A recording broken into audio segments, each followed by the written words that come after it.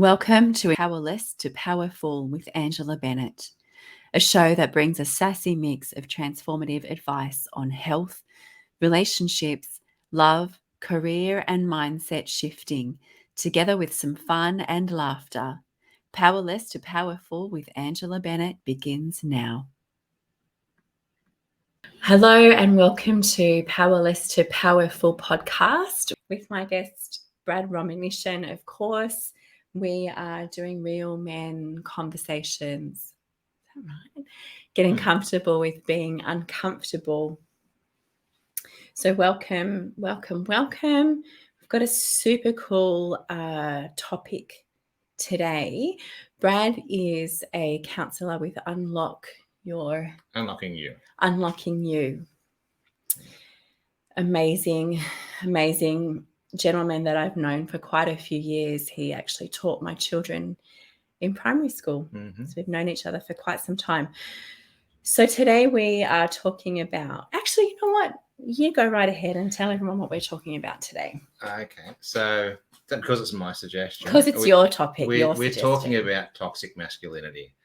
And if there were any guys watching, as soon as they hear those words, a lot of them just want to tune out and refute, I guess, whatever is coming next, because they've got the words masculine and toxic next to each other. And I think, if I'm honest, for me, when I first heard the term, I thought that just rubs me up the wrong way.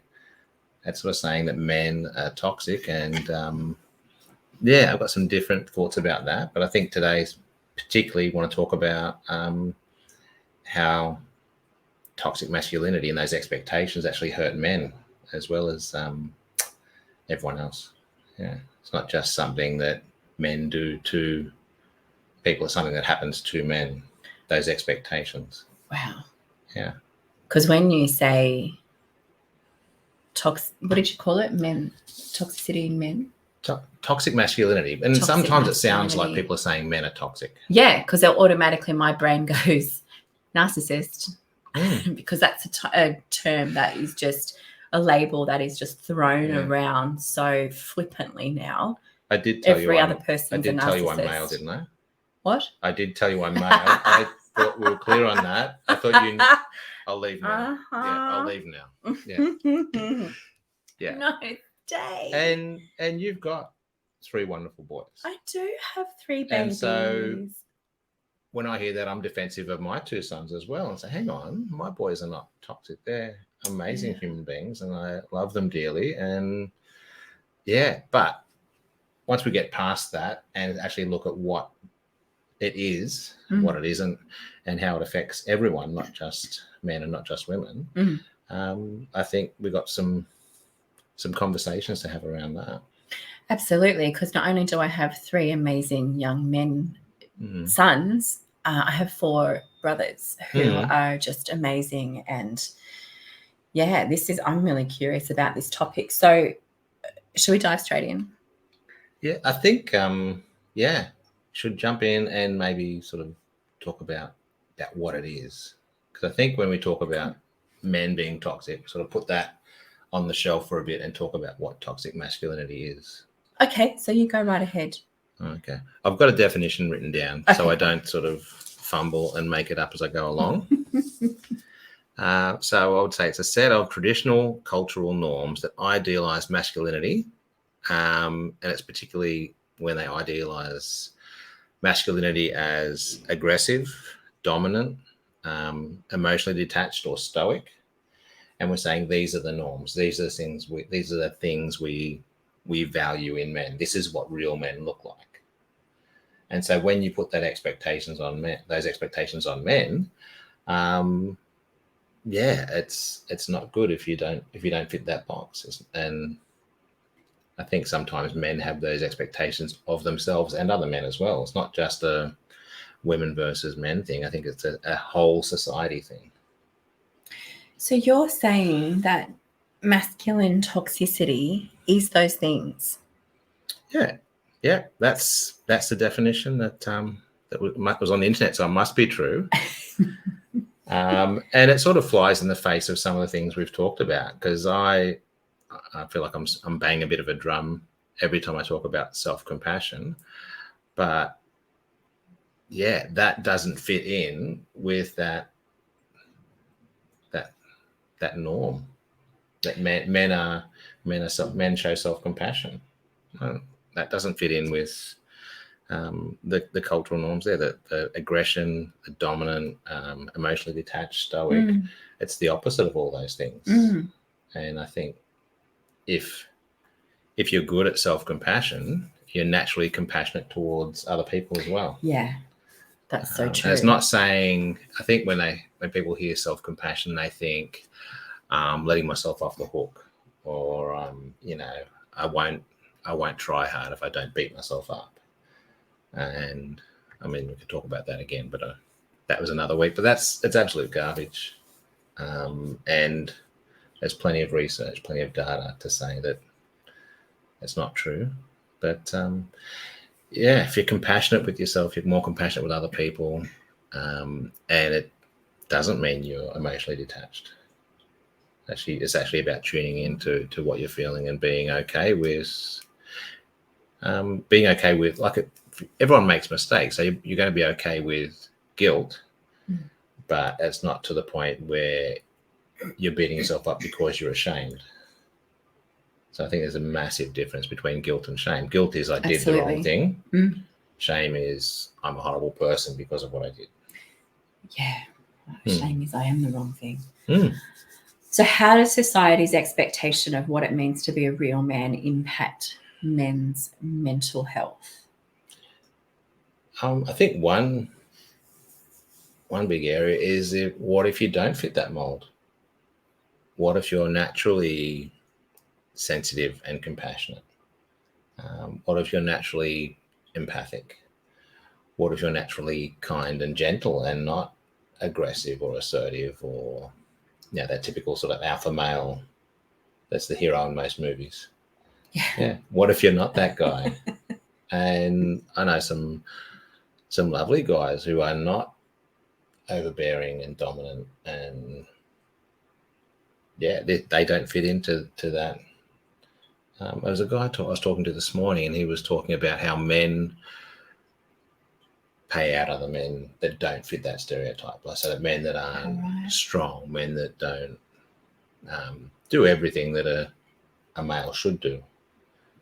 And I think, like, well, what if I'm married to a woman who wants a career? Why can't I be a stay-at-home dad? That doesn't fit with the mold. I just think, all people should be able to be themselves, and the more we perpetuate these expectations, the more it hurts people. Like, do you feel like you've had expectations of you because you're a woman? Absolutely. That you that don't fit. That don't fit you. Like, absolutely. Because for example, I was mum of 5, but staying at home, being a stay-at-home mum was not my ideal of being happy. That didn't make me happy. I wasn't one of those incredible women who loved being at home, just being a mum and not having something else. I loved working. That made me a better mum because I had that break from my children. And it allowed my creativity to flow doing what I was doing as a career, and it allowed freedom in myself, not only financially, but just with who I am as a person. That's what made me happy. It wasn't when I stayed home and not worked. I struggle, and here we go. Look, I struggle saying it because I felt like I wasn't this great mum who loved staying home with her kids. I wanted to go to work. It was easier to go to work for me than it was to stay home with 5 children plus 2 stepchildren half of the time. Oh my God. And 3 of those were under the age of 3. So it was too hard. That was too hard. Yeah. So putting them into preschool and me continuing my career was what I chose to do, because that made me cope better with the times that I wasn't home. And my marriage was not great. My ex-husband was an alcoholic, so we had a lot of toxicity in the home. So I didn't want to be there. Yeah. So yeah, and I would get looked down upon because I opted to work. By whom? Other women. Women? Other women. Family? A little bit. Not so much. Not as much. Not as much. Mum was more of a stay-at-home mum. She was an excellent mum. She loved being home with the kids. Yeah. She did work, but she did have times when she was home with us. And she was amazing at that. But yeah, not as much with family, but more so with peers, with other women. Yeah. You know, the ones who were on canteen all the time, the ones who were at all of the carnivals and the swimming carnivals and the sports carnivals, and, you know, taking the kids to training every night. Like I wasn't that mum. Yeah. You weren't the soccer mum. I was not the soccer mum. Yeah, and that should be okay. It shouldn't even be a discussion. Like, this is our family. This is what we've chosen to do. This is my life. This is what I've chosen to do. How I've chosen to be. Because trying to be something you're not, it's a killer. It's that square peg in a round hole thing, right? Yeah. It's depressing. And why would it? Yeah, wow. So it's interesting. It's that way with women as well as it is with men. I think because men should be at work. Yeah, and even stay home, Dad. What? Just sort of stepping back for me and seeing conversations where, like, if you had stayed at home with the kids, a lot of people wouldn't have batted an eye either. They're just like, yeah, that's what women are supposed to do. But if a guy stays at home with his kids and his wife's the breadwinner, it's almost like, oh, that's not a real man. So is that a wrestle within himself, or is that a wrestle with the outer world, or both? I think it's expectations. Like, I don't know if I've told you, but I was a preschool teacher before I was a primary school teacher. I don't think I knew that. You knew that? Yeah. And the first place I worked in was long day care, so it was everything from 0 to 4 or 5, and Wollongong TAFE. And I actually had a family, leave that service because they thought that was not a man's role. I shouldn't be caring for kids or feeding kids or changing nappies or anything like that. That was wrong. Wow. And, like, obviously since then I've changed a lot of nappies. Yeah, but I can't believe that. Yeah. So that was a woman that said that about me, that I shouldn't be working with children, young children. And I'm just going to bite my tongue on that one. Yeah. But yeah, I was I think about half a lifetime ago. About 25 when that happened, and I'm like, okay. And the girls I work with, they backed me up. They totally stood by me, and ignored this person and thought that's just horrible. But yeah, I even had people, well-intentioned people, saying that you shouldn't be working with kids. You shouldn't study childcare. That's not. Stick to engineering, stick to rigging, stick to the steelworks, because you'll fit in there. And it was probably saving me from people like that. Probably. But I'm like, if that's not where my heart is, how am I going to do that job? If being a stay-at-home mum doesn't float your boat, you can't make it all of a sudden be something you love. No, it's just not who you are. So yeah, I just think expectations of any person of any gender are really damaging. Yeah. And I think it's a really important thing to discuss and establish and lay out on the table with your potential spouse before it arises. Yeah. Understanding and expressing your ideas of what's important in a marriage and what your ideas are, what my expectation of my husband's role is, what his expectations of a wife's role is before you go into marriage. Because if my husband feels like being at work is his role, but I'm like, then I actually need to be at work, and you know, these are things that need to be discussed. Well, it's a good idea to discuss them before you step into I don't use the word should very often, but I think you should have those conversations. It's helpful to have those conversations, for sure. It's extremely helpful. It saves having to have those shock moments when that situation arises. Once you're married, like once the kids are born and all that. When you just sort of, you know, you fall into a role because it's there, and then you look back and you actually, I've just spent the two years doing this thing that I don't really want to do. I think a lot of people think, you know, those premarital courses are really old-fashioned, but I think there's a lot of things that you don't ask in general conversation, like, okay, because we don't know what we don't know. That's true. So how do you know to have those conversations when you don't even know? Like, they're not conversations that they teach you to have at school. They're not generally conversations that your family has around the dinner table.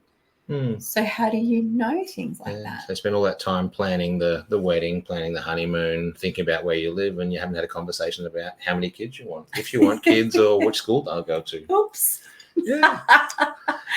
Yes. I mean, we make enough mistakes when we think we know what we're doing and have those conversations. So why would you make it more likely that you're going to make more mistakes? Like, didn't think about that. Didn't know I'd have to think about that. I'm all about premarital courses and things like that. Are there any good ones around at the moment? Because I've been married for like a quarter of a century. Dude, I'm as single as they come, so I wouldn't have a clue. Single and unavailable. Yeah. Okay. Coming up to being available. We'll see. Okay. We can revisit that when I make a decision. I don't know. Probably.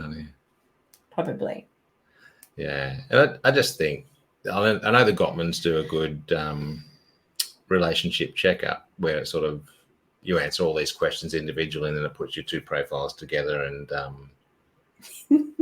this is a tangent, isn't it? It's a huge tangent.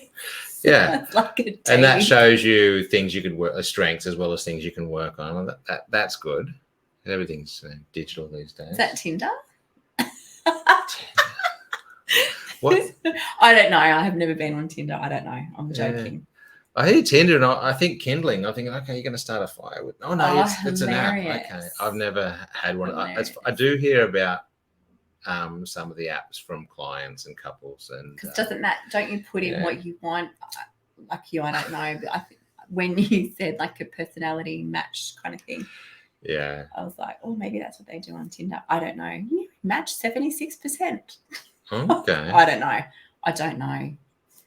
So can you discuss, moving on, can you discuss some of the harmful effects of toxic masculinity on men's emotional well-being?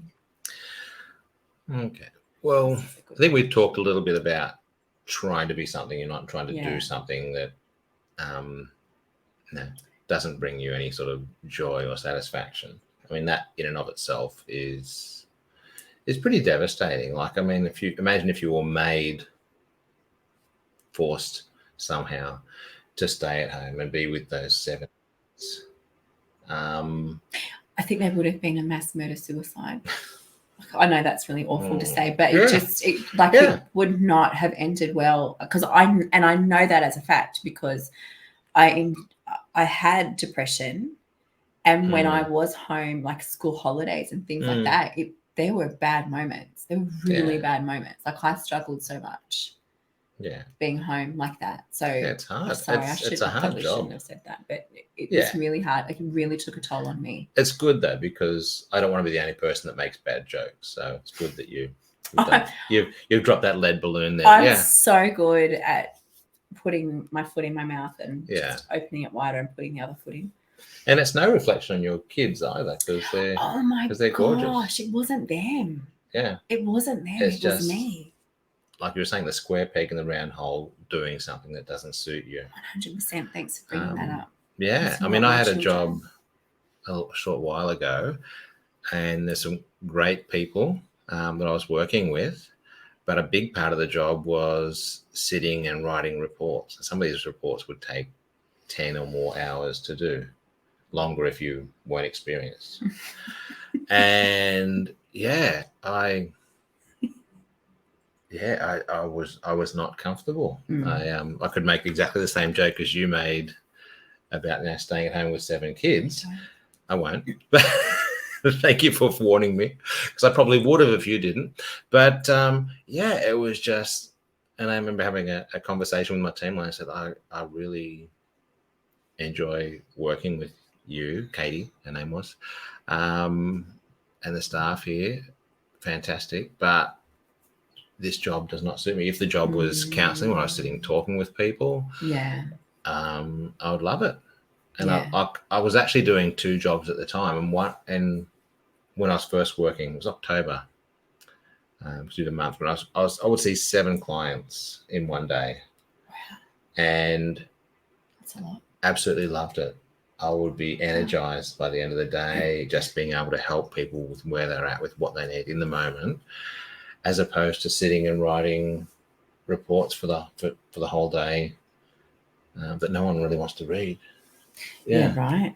At least you were just writing them. So I think that is a huge part of it, just being forced into a mold that isn't you. Yeah. Being told you need to be something you're not. And that happens in so many areas of life. Oh my gosh, that's a whole rabbit hole we could go down. Yeah, but a good woman stays home with her children.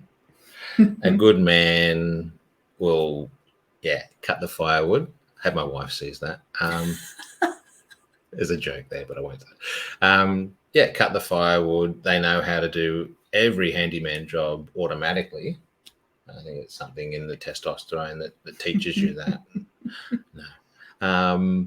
They're good with cars. They know everything about cars. They're part-time mechanics, and they will provide and protect and do everything else that a typical man is supposed to do. And where do I find this man?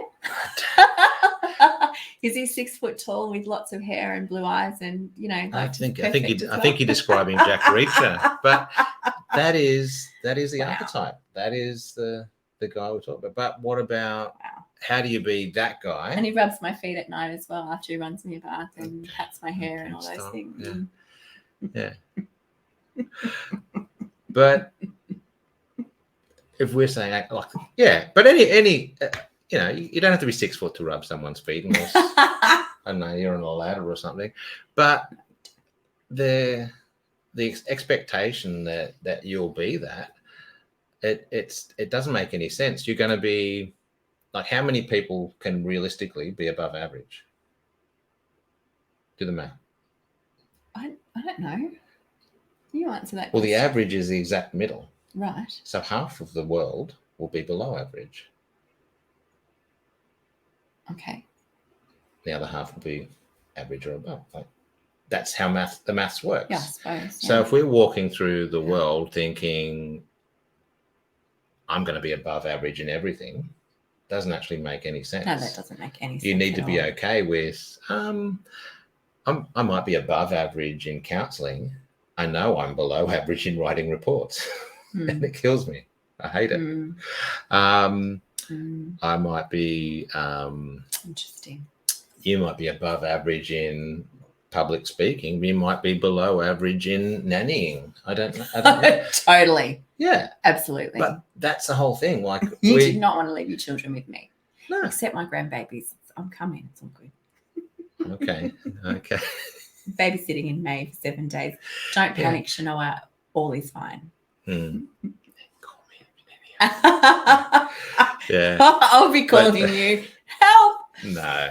And it's I think you haven't got the same pressure on you when it is your grandchildren and you've got all that wisdom and experience. We're not old, but experienced. And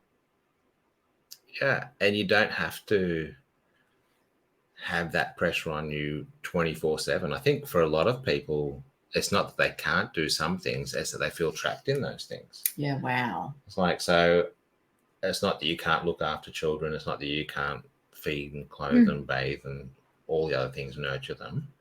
Because I've seen you be really, really lovely and affectionate with your kids. It's this, oh my gosh, I can't do anything else. I can't go anywhere else. So sometimes being trapped in something makes it worse. I do have to write some reports sometimes in my current work, and I think I do an okay job. I just handed in a 2,000-word essay last week. I've got newsletters to write. I've got blogs. But I think for me it was, this is what you're going to do with most of your time in that job. It's an expectation. I was like, that's not where I excel. That's not where I shine. And I think everyone deserves an opportunity to work in what they're best at. I agree. And if you've got a man who might be great at rubbing your feet but doesn't know much about mechanics and fixing cars, that's why we have people that are actually employed as mechanics. Right. And we send the car there, and there should be no expectation that any human should know more about cars than they do. It's like, well, maybe water in the radiator and change the tires, take it in for a service regularly. If you don't put petrol in, it stops, apparently. But that much. Why does a man need to know more than that? It's like, okay, this is the car. If something goes wrong with it, I'll take it to the mechanic. Yeah, exactly. But there's this, men should be able to do that, women should be able to do that. The shoulds, all the shoulds. All the shoulds. And so with that type of pressure, with that type of expectation, are there ways that toxic masculinity can lead to substance abuse and addiction in men? Oh, absolutely. And it's probably not as direct, but you were saying, I think you had depression or postnatal depression, or just depression? Started off as postnatal depression, went undiagnosed and turned into full-blown depression for years. Yeah. And I mean, it's not a stretch to say, okay, well, I'm depressed. I don't feel as depressed when I'm drunk. So I'll have a drink and I won't feel depressed for that time while I'm numb. And so usually, it sounds horrible, but in counselling and psychology, we would say comorbidities. Comorbidities. So you've got this morbid thing goes with this morbid thing, comorbidities. Yeah. So any type of substance misuse and anything else that you might call a mental health concern, absolutely they go together. Usually there's the horrible thoughts, the horrible feelings, and then I don't like those thoughts and feelings, I'm going to do something else to numb them. So it's not necessarily the substance you're addicted to, it's the dopamine you get from it, or the oxytocin you get from that. I don't know a heap about the science, but it makes sense if you think, okay, well, I don't feel loved. Everyone wants to feel loved. That's why oxy is called oxy. Yeah, because you get oxytocin from it. It's called the love drug. Yeah. Yeah, right. So it makes sense. Even the absence of the feelings, even if you're not getting that dopamine hit, which you do anyway, but even the absence of the hurt, the pain, the disappointment that you're feeling, the numbing, the absence of that is it makes sense that people would turn to a substance. Yeah. And I think I have clients that are a bit surprised when they start telling me what they've been through, and it's like, I'm not surprised you drink. And I think they're shocked because most of the time they're just told that they're bad and what they're doing is bad, and you shouldn't do that. I've had clients come to me and they've been told, I can't work with you until you stop drinking. Yeah. And I'm like, well, there are things we can do. I can actually help you, and maybe we'll put something else in place, and that'll help you to make the choice to stop drinking. You know, it's like, if I think people don't realize whatever you're doing to cope is like a scaffold on a building. And if we want to remove that scaffold, I think, well, what makes sense is my engineering background. What else are we going to put in place to hold that building up when we remove the drug, whether it's a prescribed drug or not? What are we going to put in place so the building still stands when we remove that support? Because it's not a healthy support. It's not a long-term solution. But yeah, if smoking pot has helped you to cope with the horrible things you might have been through, what are we going to replace that with before we remove that? Yeah, wow. So it's I think that's a lot of things we do to cope. And not healthy, and they're not long term. And it might be that was the way, even other behaviors that might have worked when you were a kid. If you developed codependent habits because a parent was abusing alcohol or something like that. If you develop codependent habits there, that might have got you through your childhood and maybe your adolescence, but it's not going to go well in an adult relationship. No. Yeah. No. So, okay, let's put something else in place. Let's develop a new way of relating and behaving, and then we can remove that. Yeah. And it's not easy. It takes time and practice. Yeah. But it takes time to build up. It takes time to create that behavior in the first place. So of course it's going to take time to undo it. Yeah. I call it unlearning. Yeah. Undo, unlearn, and create something new. Like everything takes time. And if you've had that toxic behavior for 20 years, you can't expect to learn and unlearn something overnight. Yeah. So you've got to be very deliberate. Yeah. Because all those things happen on autopilot. Yeah. Anne says something that hurts my feelings, I'll make a joke about it. This is not a real example. She never hurts my feelings. She's always very, very nice to me. I'm very sweet. You are very kind. Very kind. I'll make a joke about it because I'm embarrassed or awkward, or I'll say something self-deprecating. Or hurt even. Yeah. So we have those things that happen automatically. And rather than change them. Yeah, and rather than saying, "Hey, that really hurt," or that, why would you say something like that? We do deflect. We do make a joke, and we do. That is so bizarre. I was thinking deflecting just then when you said that. We do that. Yeah. I've made a point of if I do deflect a compliment, I'll make myself either then and there or later on I'll text or I'll call them and say, thank you for that compliment. Sorry I didn't receive it well. That's so cool, because that hurts when someone gives you a compliment and you deflect it.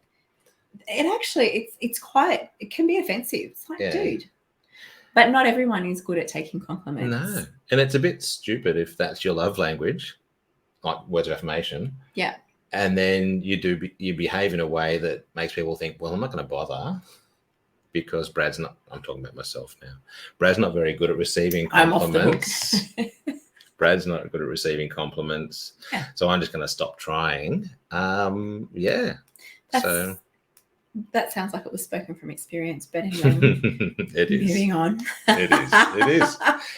And it is my number one love language. Wow. Yeah. So you did that. Yeah, absolutely. Wow. Someone would say something and it was like, well, I can't actually receive that. Wow. They'd say something, like say someone says something about, oh, you look like you've lost weight. I said, oh, I've still got a lot more to lose. Yeah. But no, say thank you. Yes, I have lost 10 kilos. Yeah. I got up to 128 kilos. Thank you for noticing. I really appreciate your encouragement. Yeah. why is that so difficult for us to say and do? It's like when you comment on a woman's dress and she'll go, oh, this old thing, I've had it for 5 years. I found it at the back of my wardrobe, paid $5 for it for a Kmart. You know, like, why can't you just go, oh, thank you? Thank you. Is that from Kmart? Doesn't look like it's from Kmart. No. Yeah, but we do that. And I think it's... I'll slap you. I think it's a defensive thing. It's like, I don't want to put too much stock in that, because if I start relying on you for that, it can be pulled away from me. Ooh. Interesting. Yeah, if I let my walls down and that your compliments actually matter to me, I'll let you know that, then it can be taken away. You know, we're such bizarre creatures because we want to be loved, accepted, and belong. Yet when we are shown love, when we are shown compliments, we do deflect it, we reject it. Yet it's the one thing that we all crave. Yeah. I think when someone says I love you, and I'm not talking I'm not talking relationships. I'm just talking, like, I love my friends and I'll always tell them how much I love them, always, and my kids, and they receive it. But if you're just saying to someone like, oh man, I love you, thank you so much, they're like, whoa, it's like, calm down, like, you're a human being, why would I not love you? Why could I not love you? Yeah, it's funny. I've got some guys that are a bit uncomfortable when I do that, but that's okay. They're getting comfortable with being uncomfortable, like we said before. Yeah. And I've got to, sorry, you go. I'll say it back. Most of it all. I think everyone I say it to says it back. Yeah. Yeah, not since high school, but yeah. When you see in movies and stuff like that, and there's a guy or the girl that says that, and they're like, yeah, thanks. They don't say it back. No, but yeah, I have good friends and they know I love them. And I think, well, I don't know how long have we got? Have we got a time limit? We've got about 20 minutes. 18. 17. One of the reasons I'm big on letting people know that you love them is with both my parents have passed away, but both my parents, the last thing I said to them was, I love you. Oh, perfect. And with my dad in particular, 30 years ago, it would have been very easy for me to not say that at the time, because he'd slept in and missed his ride to the airport. And so I got woken up at 5 o'clock on a Sunday morning, the day after a party. So I got home 3 hours before that, and it was, I've never seen my mum and my sister so sheepish. They sort of came and said, oh, your dad just rang. And anyhow, but yeah, by the time we got to Mascot from here, in my little red Gemini, we'd sorted it out, and we were laughing, and I hugged him and I kissed him and I told him I love you, even though he was really annoying me. I didn't tell him he was annoying me. He knew he was annoying me. But yeah, and that was the last time I saw him alive. Wow. Because we never know when that last moment is. Absolutely. And yeah, I mean, I don't want to scare anyone into telling people that you love them, but I think it's just such I don't regret that at all. And there's so many things we could say and do and regret that being our last words. Yeah. Or the last time we see that person. I remember growing up in our home, and we were never allowed to leave the house without saying I love you to my mum. And there was one particular day we'd had this massive fight. And I was just being rebellious and not getting my own way, let's be honest. And I left. Yeah. What? I know. It's hard to believe. I'm shocked. Yeah, anyway, don't be. And I left the house. I snuck out of the house and left. This is before mobile phones, so she couldn't ring me.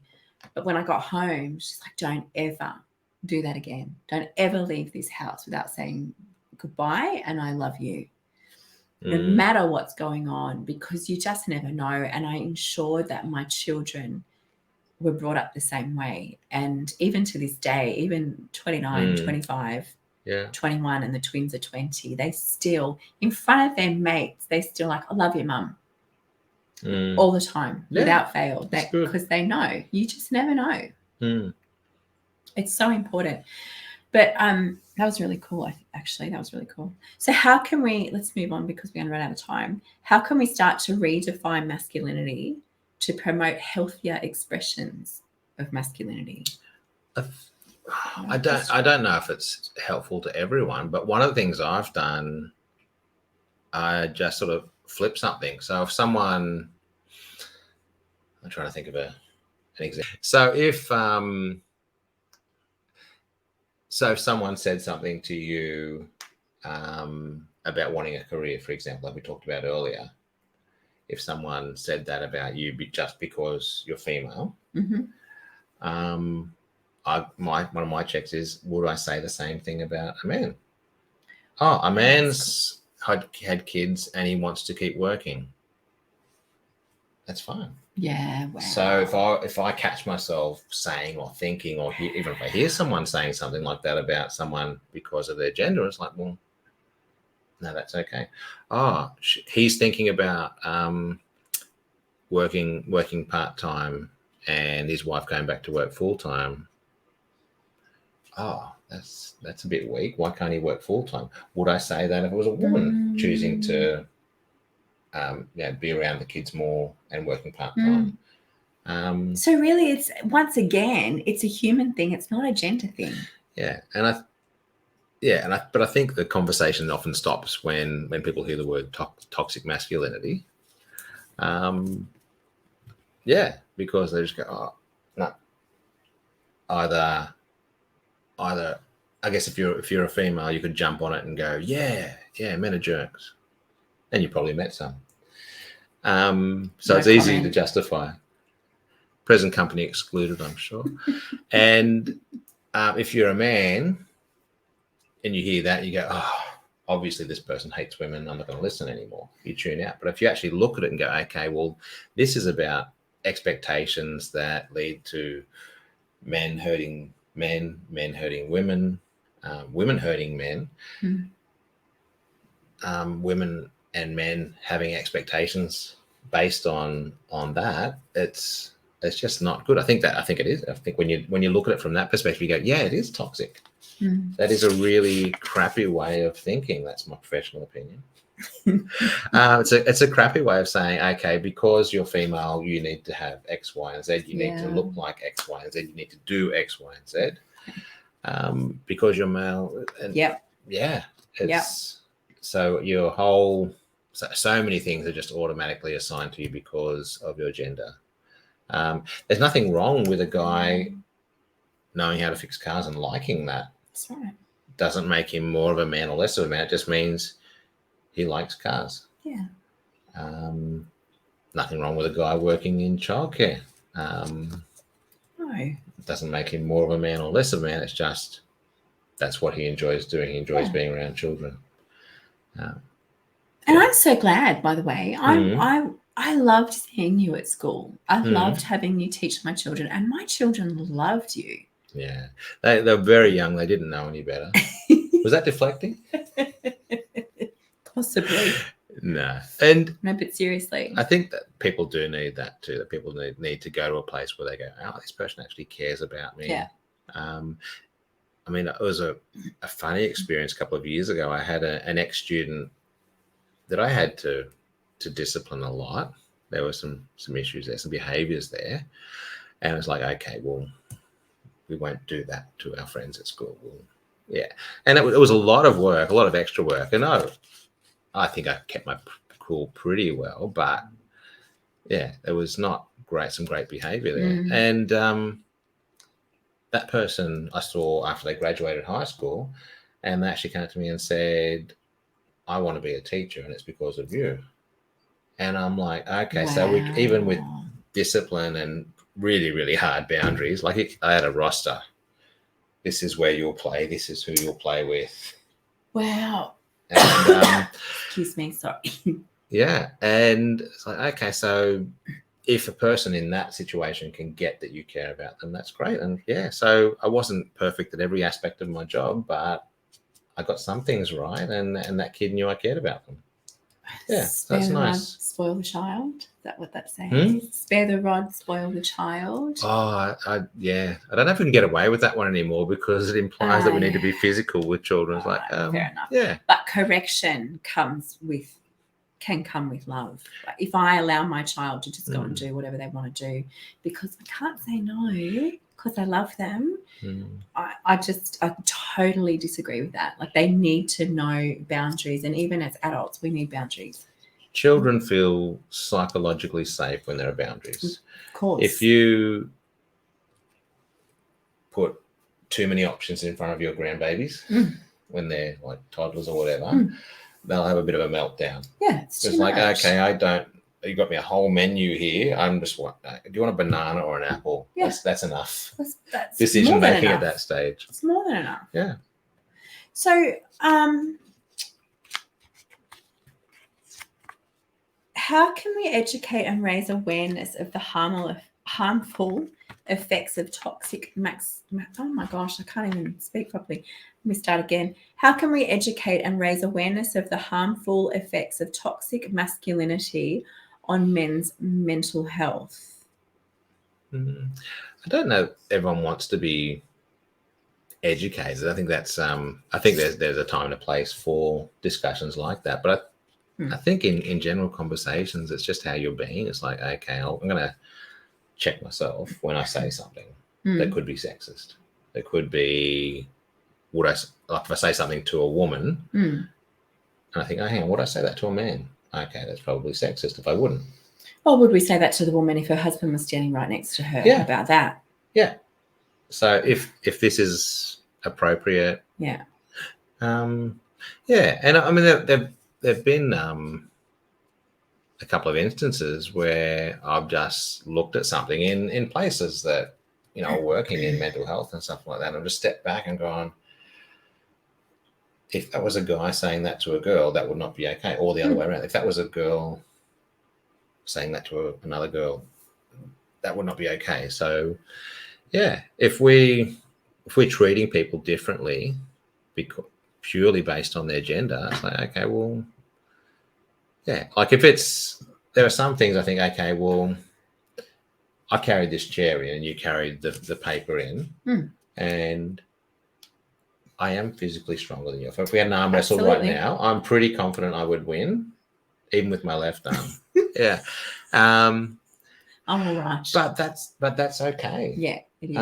It's a fact. You made the tea. I didn't know where the tea was, so it makes sense that you did. Like, it's not a gender thing all the time. But if I think my son called it, there's a gender agenda. Agenda.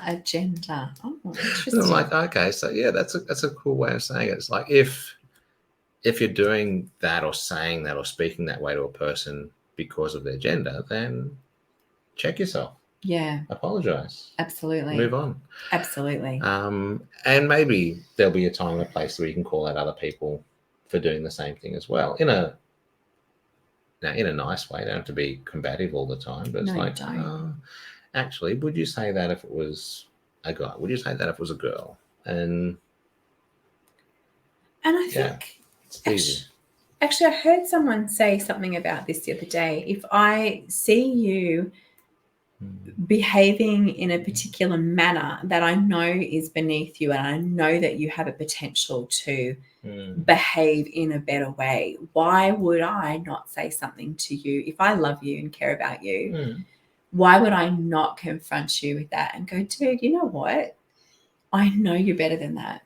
I know. And that can come from a place of love. That correction can come from a place of love. And just, you're better than that. Like, you have so much more potential than that. Why would you behave in a manner that's down here when I know that you are actually more up here?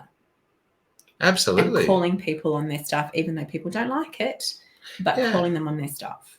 Well, I think if people want to grow and evolve, then they'd probably be welcoming of that, even though it feels horrible at the time. Of course. Correction is not comfortable. Yeah.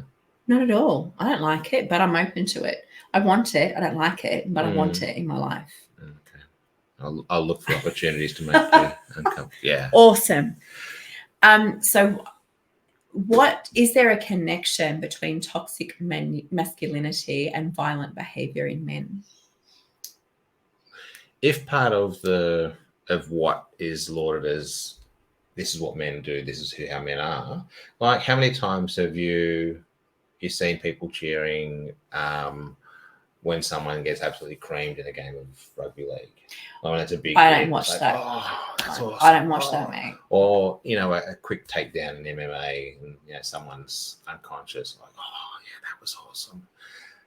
As long as we're saying that's, and sometimes, you see something, oh, that was well done. Or,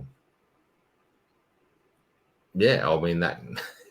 you'll be watching. So creaming your mate, you'll be watching rugby league, and you see it. a dirty player get absolutely smashed in a tackle, or a player that just plays for a team you don't like Queensland or something. And I'm not saying it's good. I'm saying I've done it. But yeah, you see that person take a big hit, and you just go, "Oh, it was so good to see." And it's